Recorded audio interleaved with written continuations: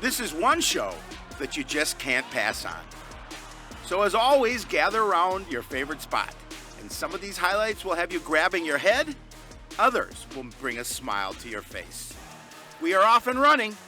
Sports Night is next. Hello, everyone, and welcome to Sports Night. I'm Joe Young. And I'm Howie Shapiro. We have a short show tonight. We do. Some stuff to go over, as always, getting into playoff time. Playoffs starting this week for volleyball, or not volleyball, soccer. Both soccer teams. Yep. We'll get into that a little bit later. But we'll start where we always do, with the football team. You know, going to Maple Grove to face the 4th-ranked Crimson for their homecoming game was hard enough for a healthy Cardinals squad, but without 3 key playmakers last Friday, it was nearly impossible. Quarterback Jacob Maddock and receivers Kaijon Cummings-Coleman and Lofton Ogroski all sidelined with injuries. And on the other sideline, a team that puts up huge numbers led by one of the best running backs in the state. Crimson start quickly, opening possession, play-action screen to Chuck Langama. He's got great blocking in front of him, and he's into the end zone untouched for a 32-yard score. Just the start for him. Maple Grove ran all over the Cardinals. Dylan Vocal on the pitch to the left, gets around the corner, and he's taking this one to the house from 28 yards out. Cardinals didn't have a first down in the first quarter, and the Crimson just keep coming. Langama hands this one off to Henry Stang, who fights his way in from the 1. Langama had over 1,000 yards and 15 touchdowns coming into the game. He adds 173 yards and 4 scores in the first half against the Cardinals. Crimson up 49-0 at the break. Cardinals do get on the board late in the fourth quarter. Jeremy Oddie, a pretty pass to Braden Waldron in the corner of the end zone. Cardinals fall 55-6. Oddie went 6 for 6 for 47 yards in the score and also led the team with 29 rushing yards. But Maple Grove didn't have a starter on the field in the second half. No, and no reason for them to have a starter on the field in the second half with that kind of win. You know, you're coming in, as you mentioned, without your maybe arguably your 3 best players. And you're facing a team that is really good, obviously winning the state tournament a year ago. So not only their offense is really stacked, but their defense is really good. Yeah. And it really just limited what the Cardinals want to do. When you take Kaijon Cummings, with those 2 receivers and your quarterback out of the lineup, that limits what you can do against a team like that. Well, the Cardinals have 2 games remaining. They need to win both to enable to get back to 500 before the end of the regular season. They host Blaine on Thursday for their homecoming game. And Howie, we wouldn't miss it. I'm so happy that we get to be there. Unfortunately, we weren't there to see the Maple Grove game in person. You had to bring that up again. I would have liked to have seen Langama in person. Me too. He is a very impressive young athlete. And I think we might have done a better job than the Crimson Sports Network, but I'm biased. I'm not saying Cardinals will finish the season on the road at Farmington a week from Thursday. Tennis team, as we talked about last week on Sports Night, started the section tournament with a win, but in the first round, they lose to the Champlain Park Rebels, the number 6 seed, by a 7-0 score, all in straight sets except for Beck and Hayden at second doubles. They actually won the first set before losing 1-6, 2-6. And so they have a little bit of time off. They do. Individual tournament doesn't start until a week from today. I think more than a week from today. Yeah, 2 weeks from 2 weeks from today, yes.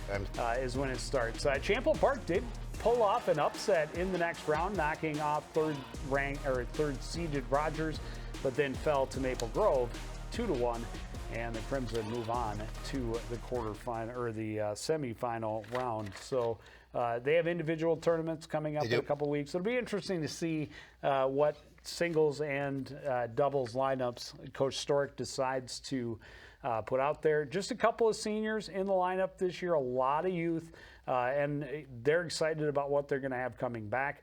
But it'll be interesting to see if any of them can make a run at sections. Volleyball team actually wrapping up the regular season tonight in Chisago. Last week, a couple of games against conference opponents. Started with a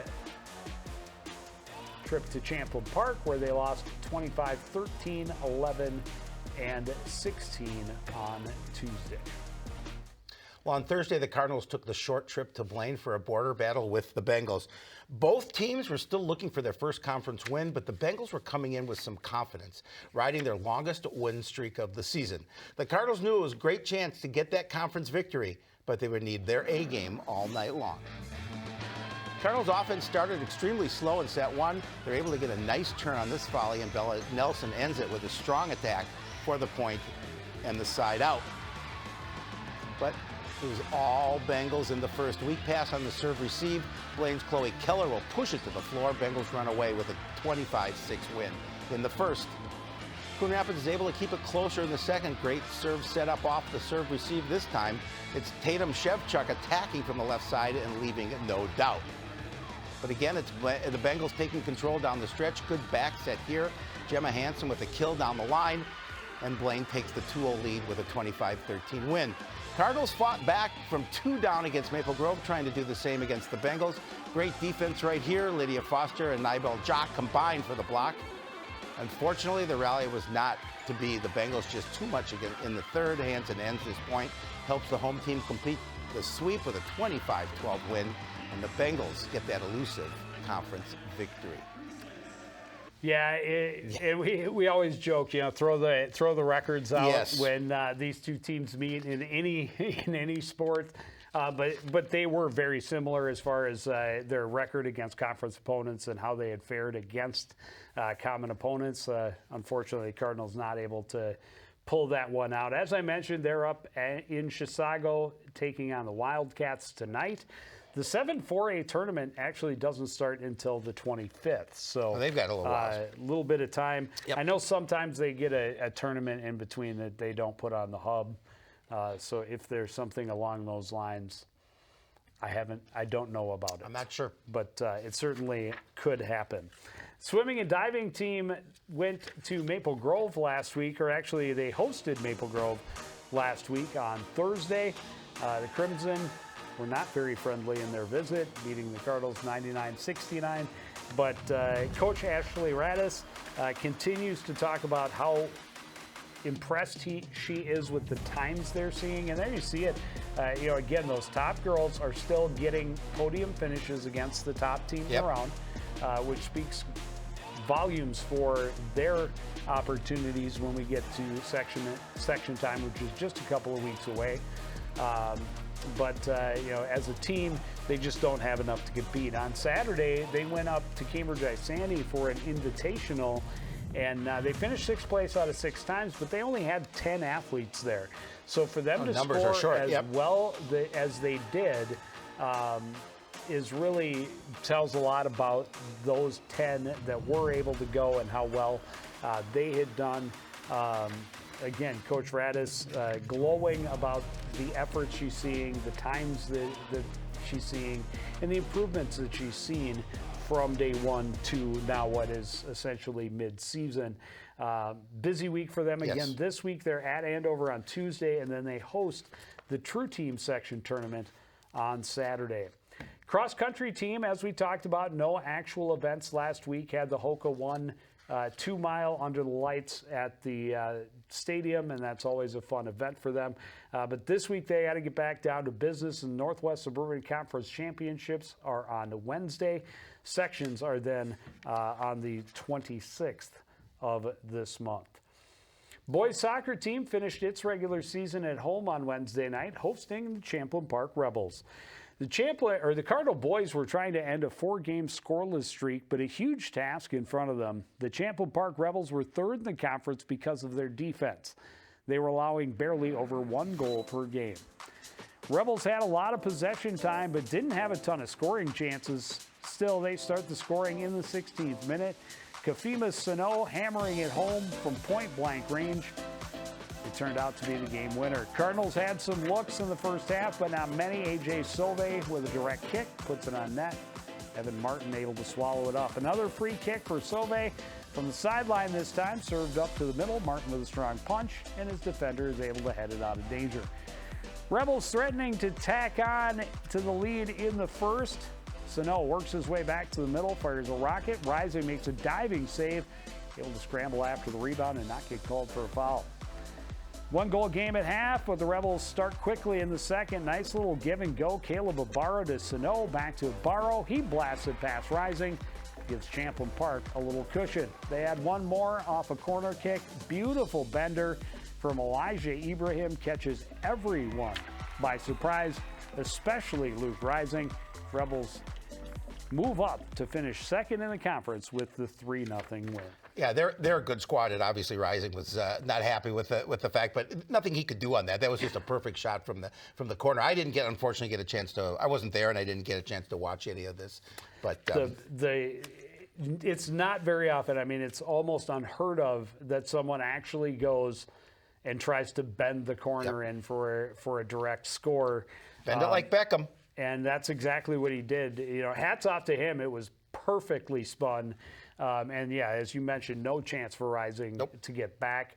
The Cardinals will start the section tournament on Tuesday at Andover, the number 6 seed, going to take on the number 3. But when you look at the seeds and then you consider they're passed against one another, it should be a lot tighter than that. The Cardinals actually won the sole meeting between the two teams this year by a 2-1 score.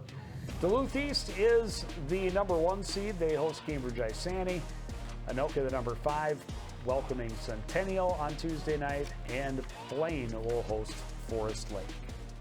Well, the girls took on Champlin Park as well, and the Cardinals were carrying a lot of momentum into the regular season finale with 13 goals in their previous 2 games.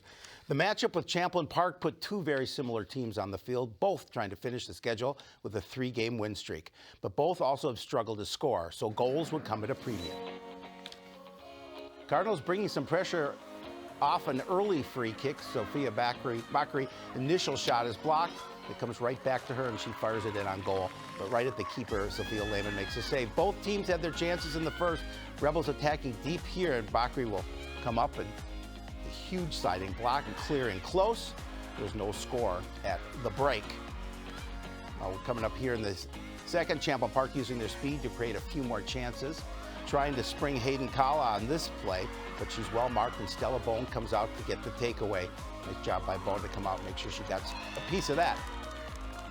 Rebels, they're running and gunning again. Long through ball, to get Kayla Keating behind the defense this time. Bone makes a great save on the breakaway, leaves no rebound, and we're still scoreless. We move into the final 4 minutes. Another long pass for Champlin, this time down the left wing. Olivia Mule able to get around the corner and slip it past Bone as she comes out to challenge.